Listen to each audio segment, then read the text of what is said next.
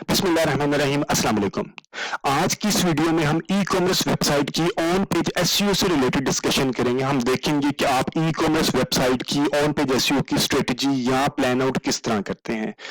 On page SEO की strategy बनाने के लिए जरूरी है कि आप उस वेबसाइट का साइलो स्ट्रक्चर का आइडिया हो। किसी भी वेबसाइट का silo structure, e commerce website का ये साइलो स्ट्रक्चर की फॉर्मेशन होती है। सबसे पहले आपका होम पेज होता है, उसके बाद आपके कैटेगरी पेजेस होते हैं, ये दोनों कैटेगरी या सब कैटेगरी पेजेस होते हैं, और उसके बाद नीचे प्रोडक्ट के पेजेस आ जाते हैं।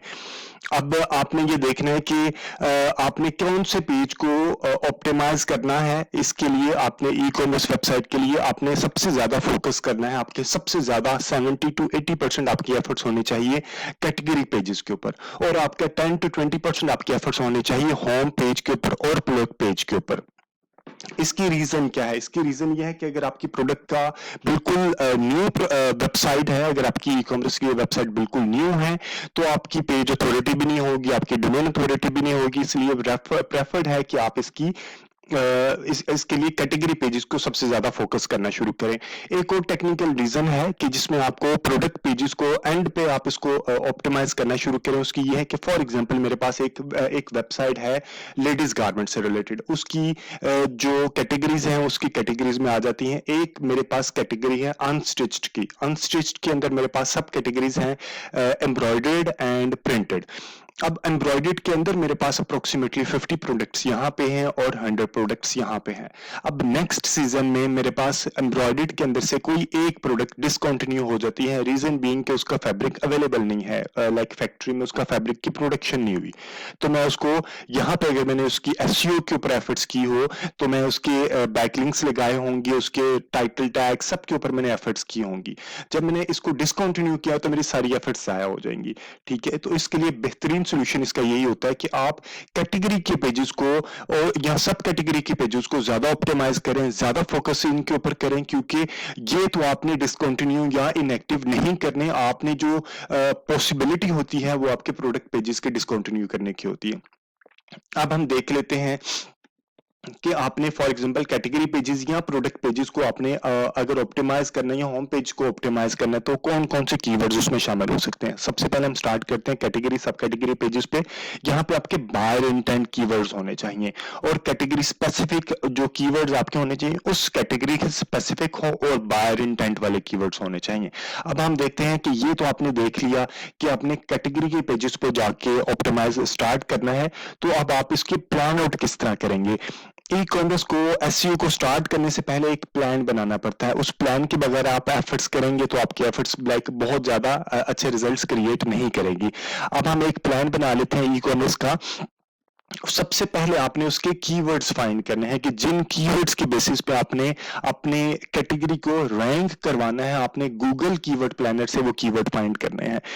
आप एसएमरश और एएचआरएफ से भी फाइंड कर सकते हैं, लेकिन गूगल कीवर्ड जो प्लानर है वो प्राइमरी टूल होता है। अगर आपने उससे देखा है तो ठीक है, या आप एएचआरएफ या एसएमरश से भी आप लेके आ सकते हैं। ठीक है, उन कीवर्ड्स को आपने लिस्ट डाउन किया कि लिस्ट ऑफ आप इसकी किसी के अंदर सारे कीवर्ड्स मेंशन कर सकते हैं। लॉन्ग टेल भी है, शॉर्ट टेल भी है, ये सारे कीवर्ड्स आप यहीं पे आप मेंशन करते हैं। उसके बाद आपने उनकी मंथली सर्च वॉल्यूम देखनी है कि वो कितनी है। अगर आपके पास ऑर्गेनिक सर्च वॉल्यूम है तो वो ज्यादा प्रेफर्ड है। ठीक है, वो मंथली सर्च वॉल्यूम आप यहाँ पे लिख देंगे।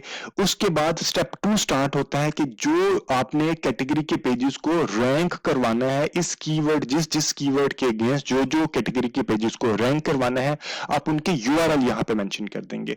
फॉर एग्जांपल अनस्टिच्ड ड्रेसेस के अगेंस्ट मैंने ये एक यूआरएल रैंक करवाना है, तो मैंने सबके URL one by one her keyword के अगेंस्ट मैंने यूआरएल का उस कैटेगरी पेज का मैंने यूआरएल यहां पे लिख दिया।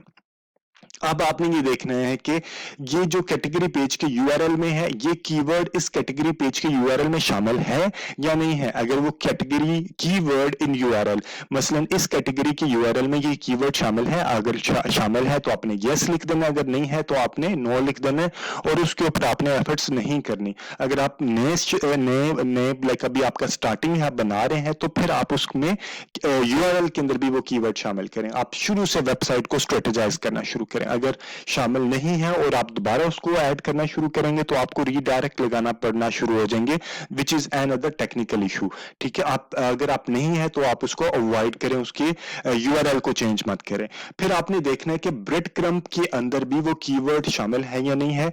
Bread krump is a path. मैं अभी आपको एक एग्जांपल से बताता हूं कि वो किस तरह ये सारी चीजें मैनेज हो रही होती हैं। ये जब दोनों स्टेप कंप्लीट हो जाएंगे तो स्टेप 3 आता है आपका कंटेंट। कंटेंट में क्या देखना है कि आपने देखना है कि ये कीवर्ड उस कैटेगरी पेज की जो हेडिंग है या जो टाइटल है उसमें ये कीवर्ड शामिल है, ये वाला कीवर्ड शामिल है। अगर है तो यस है और प्रेफर्ड है, अगर नहीं है तो आप उसको इसके ऊपर वर्किंग कर सकते हैं। इसके बाद आपने इसकी डिस्क्रिप्शन देखनी है कि क्या उसकी डिस्क्रिप्शन पे, उस कैटेगरी के ऊपर जो डिस्क्रिप्शन लिखी है 3 to 5 मिनट की डिस्क्रिप्शन लिखी है, उसके अंदर भी ये कीवर्ड शामिल है।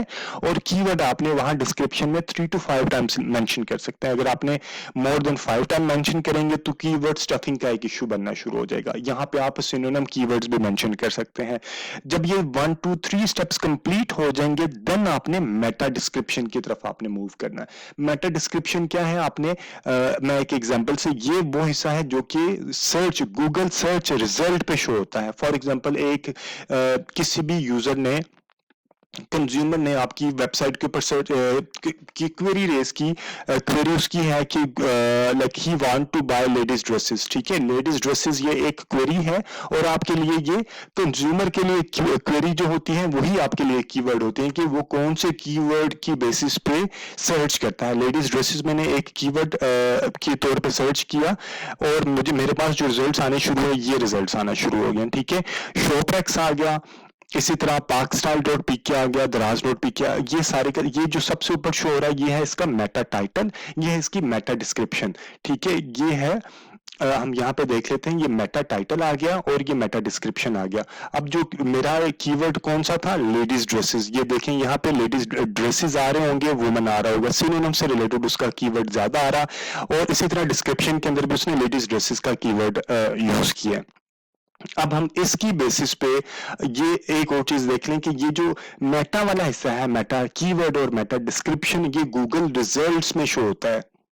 ये गूगल रिजल्ट्स में ये जो शो होता है ये मेटा डिस्क्रिप्शन होता है। ये कीवर्ड और ये वाला हिस्सा मेटा डिस्क्रिप्शन, ये सिर्फ ये गूगल सर्च पर शो हो रहा होता है, ये आपकी वेबसाइट पे शो नहीं होता, ये आपकी वेबसाइट पे लिखा हुआ नहीं होता। वेबसाइट के ऊपर आपका ये वाला कंटेंट लिखा हुआ होता है। ठीक है, ये एक इंपॉर्टेंट पॉइंट, ये आपने जरूर जहन में रखना है जब भी आप कर रहे हो।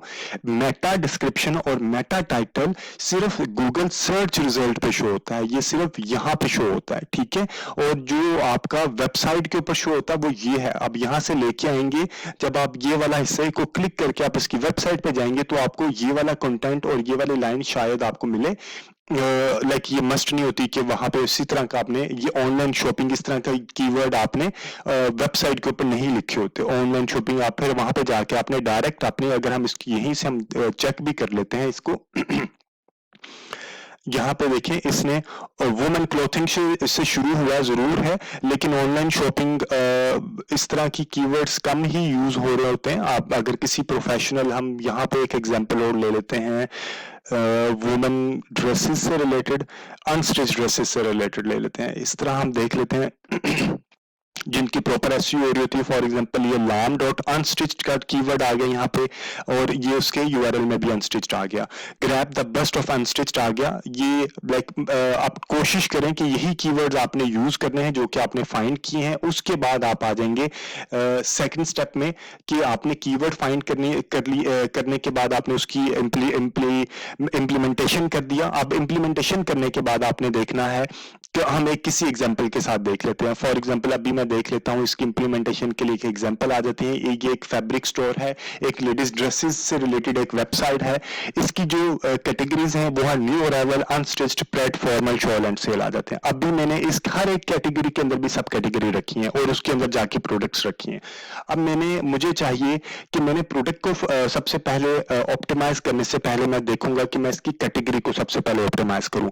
मैं अनस्टिच्ड की कैटेगरी को सबसे पहले ऑप्टिमाइज एसईओ के लिए ऑप्टिमाइज एनालाइज करता हूं। तो अनस्टिच्ड को मैंने क्लिक किया, अब इसका ये यूआरएल है। अभी सबसे पहला स्टेप क्या था हमारा, यूआरएल के अंदर उसका कीवर्ड होना चाहिए, इसके यूआरएल के अंदर इसका कीवर्ड अनस्टिच्ड शामिल है। दूसरा स्टेप क्या था हमारा, ब्रेड क्रम्ब के अंदर वो कीवर्ड होना चाहिए, तो ये ब्रेड क्रम्ब आ गया, ये ब्रेड क्रम्ब के अंदर भी अनस्टिच्ड का कीवर्ड शामिल है।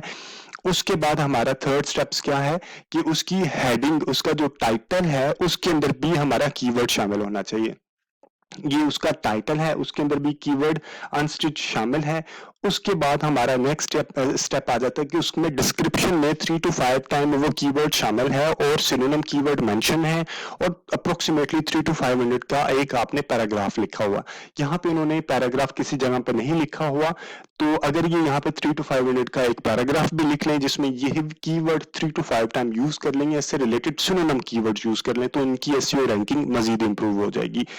अब हमारे पास नेक्स्ट स्टेप क्या है, हम लोगों ने देखना है कि इसका मेटा टाइटल देखना है और मेटा डिस्क्रिप्शन देखनी है। तो मेटा टाइटल के लिए आप किसी भी वेबसाइट का मेटा टाइटल देखने के लिए उसका आप राइट क्लिक करके आप उसके पेज सोर्स पे जाके आप उसका मेटा टाइटल और मेटा डिस्क्रिप्शन देख सकते हैं। ये इसका मेटा टाइटल है, unstitched dresses for women online shopping the fabric store. इसने जो कीवर्ड था वो भी इसमें मेंशन कर दिया और एंड पे अपने ब्रांड का नाम भी इसमें मेंशन कर दिया। ठीक है, हमारे पास ये एक स्टेप ये भी कंप्लीट हो गया, कीवर्ड इन मेटा टाइटल के अंदर आ गया और कीवर्ड इन मेटा डिस्क्रिप्शन। अब हम देख लेते हैं कि मेटा डिस्क्रिप्शन इसकी क्या है। ये इसकी मेटा डिस्क्रिप्शन है, buy unstitched dresses for women. ठीक है, ये अनस्टिच्ड ड्रेसेस आ गया इसका कीवर्ड और बाय इसने यूजर इंटेंट वाला डिस्क्रिप्शन इसने यहाँ पे मेंशन कर दिया।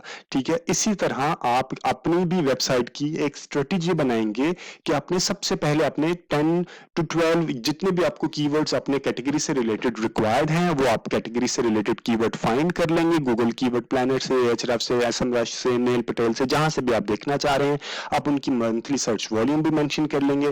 फिर हर पेज को जो कैटेगरी का पेज आपने को उस कीवर्ड के अगेंस्ट रैंक करवाना है उनके यूआरएल यहाँ पे लिख देंगे।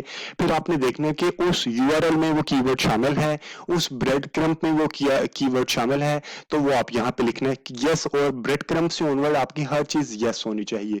कीवर्ड तक आप यस या नो मैनेज हो सकता है, और अगर आपकी वेबसाइट न्यू है तो आपका कीवर्ड भी यूआरएल के अंदर जरूर शामिल होनी चाहिए। आपने जो डिजाइनर है आप इस तरह का डिजाइन करें, आप जो लेआउट इस तरह का डिजाइन करें कि आप स्टार्ट में ही यूआरएल के अंदर कीवर्ड शामिल हो।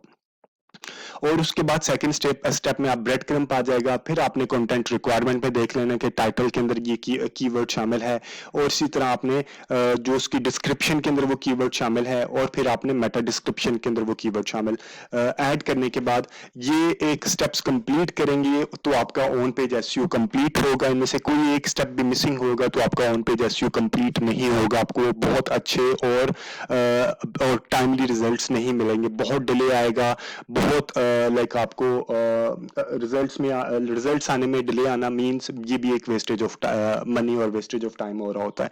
ठीक है, अब जब ऑन पेज एसईओ कंप्लीट हो जाएगा then you can move to the off page SEO. अगर आपको एसईओ से रिलेटेड फेसबुक से रिलेटेड, गूगल से रिलेटेड या किसी भी तरह की डिजिटल मार्केटिंग से रिलेटेड एडवाइस चाहिए तो you can reach me, my WhatsApp number and my email address is given in the description. Thank you very much for watching this video. Do subscribe my channel Digital Marketing Guy. Take care. Allah Hafiz.